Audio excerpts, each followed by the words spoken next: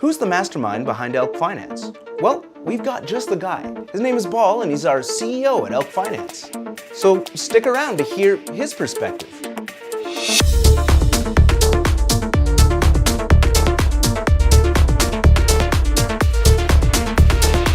So we've got Baal here, the head of development, our CTO and CEO, and welcome to the show. Thanks for coming on. Thanks for having me. Yeah. So jumping right into the questions, what do you think about the future of crypto and specifically DeFi is going to be? Right. So it seems to be really two questions there, right? So we need to separate crypto and DeFi. Actually, it would be three if you had blockchain technology also in the mix. Oh yeah. So maybe let's go with that. Like, what's the future of each of these going to be? All right. Blockchains. I mean, basically distributed ledger technology. Or blockchains have now, entered the vernacular, and we're seeing more and more interest in various industries about integrating these technologies in somewhere in their business, right? And we're in a world which is rapidly becoming software and data centric, and this is really not surprising. But I think it's also important to remember that blockchain is not the solution to everything, right? So probably 80% of the applications that people are looking to use blockchain for don't actually really need a blockchain. So we're really seeing a lot of marketing influence there. And ultimately, I think blockchains are and they'll remain what they're meant to be, which is a way for participants over the internet to basically maintain an immutable append-only log of events. Whatever those events are, could be transactions, could be, anything really. And as such, I think we've yet to see more applications of blockchains that are beyond cryptocurrencies. But I'm sure it's just a matter of time before we do. So then you've got crypto or cryptocurrencies. In a way, you could argue they're the killer application for blockchains. I think clearly we're heading towards mass adoption, but there's probably still a few hurdles that need to be, really solved. So regulatory is probably the main one, right? There are, of course, others. There is, technological. There are, just how you can let users actually use it conveniently and pay with them, anywhere. How you avoid fragmentation and things like that. So I believe we're going to see more variety in cryptocurrencies, and we're potentially going to be seeing, a lot of countries or central banks issuing their own digital currencies. We also have yet to see a proper stablecoin design, right? Yeah. And, I think at this point, they have a bright future. Clearly, I think regulators are not looking to kill cryptocurrencies at all. But I think, we have some, let's say, distance to travel before we can actually really see mass adoption. Right. And then there's DeFi, right? Or decentralized finance. And I think that's a bit, the big unknown, right? So, of course, you can, you can hear Web3 and DeFi enthusiasts, tell you that, all about it. Like, and it's a very attractive idea, right? It's basically, replace the traditional financial system, which is completely broken, and which is completely controlled by the big banks and big government and whatnot, and make it into something which is a lot more transparent, open source, where you and me, random dudes on the internet can just go and manage our own money. We don't have to rely on, all these centralized and sort of, I want to say, shady sometimes, actors that we don't quite know whether we can trust them, right? So I think basically DeFi, this is the future essentially that Web3 believers have in mind, but it's probably somewhat of a utopia, right? Mm-hmm. So at least so far, what we've seen is that, decentralization can be seriously abused by marketing. We've seen the shortcomings of DAOs. We've seen that some projects, I don't want to cite any names, but you can look at the stablecoin that recently collapsed. These projects were just too big to fail, and they were actually horribly mismanaged. Actually, just that, like everyone I talk to in DeFi, they hate the US dollar, right? They don't want to be part of that system. They all call it broken. But here we are with stablecoins, which are, for the vast majority of them, or like even all of them, they're denominated in USD, right? And they have actually a huge fraction of the total crypto market cap.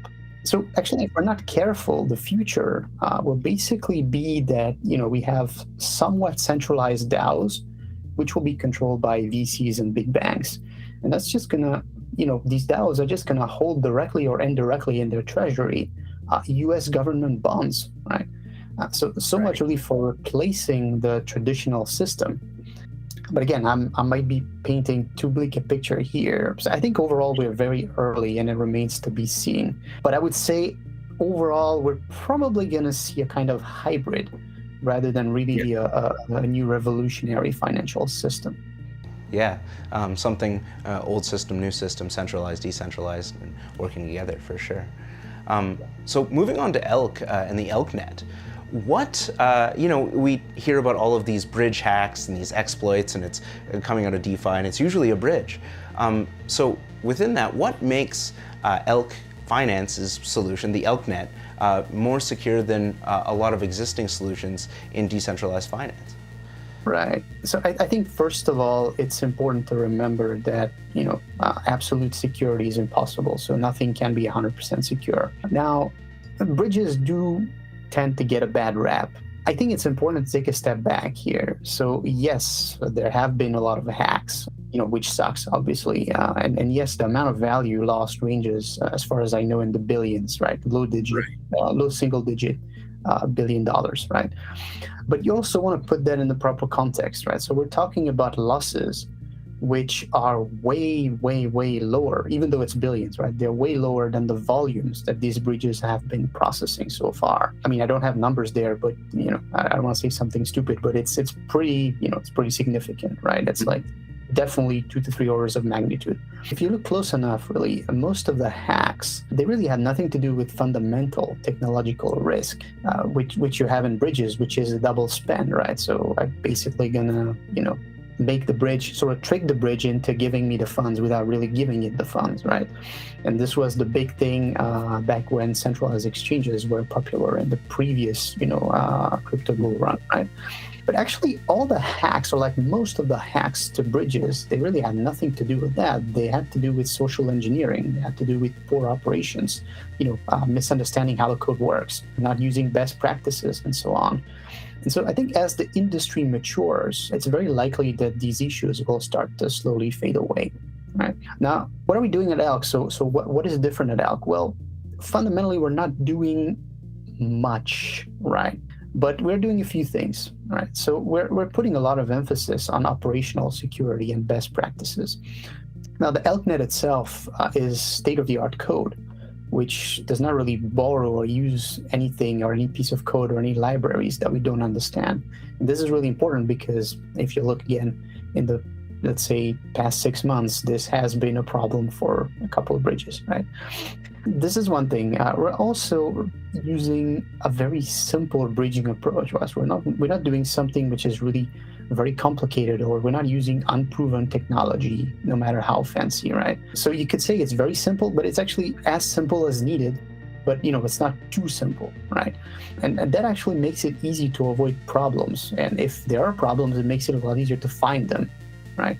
Now, on top of that, we added a bunch of built-in fail-safe or circuit breakers into the elknet that are going to prevent a number of undesirable scenarios from occurring, right? Because if basically they occur, then everything will just stop, and then well, it's not great because it stopped, but at least the exploit doesn't go further, right?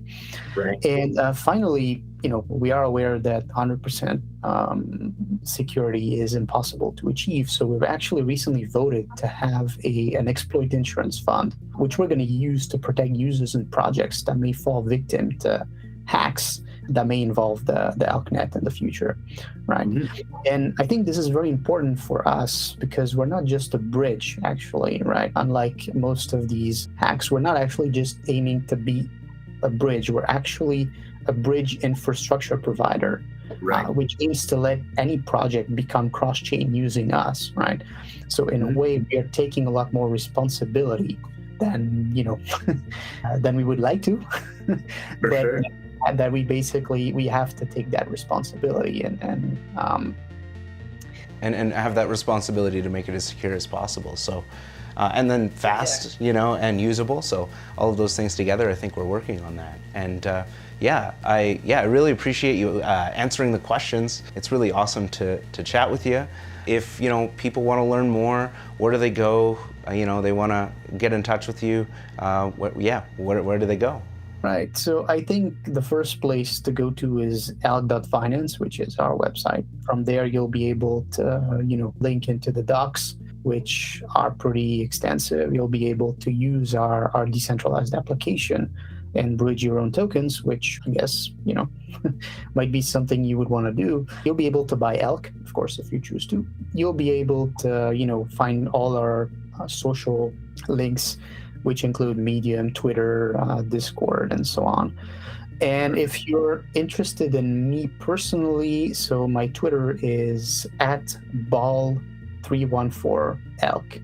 Just one, no spaces, no dashes, no nothing. So Baal314elk. Otherwise, I'm happy to, just join our Telegram or our Discord, and I'm happy to chat with people. I think we regularly organize AMAs, and we have a lot of these interactions with members of our community. So please feel free to join. So once again, thanks, Baal. I appreciate you answering all the questions, and I'm looking forward to seeing you on the panel. It's my pleasure, and looking forward to the panel.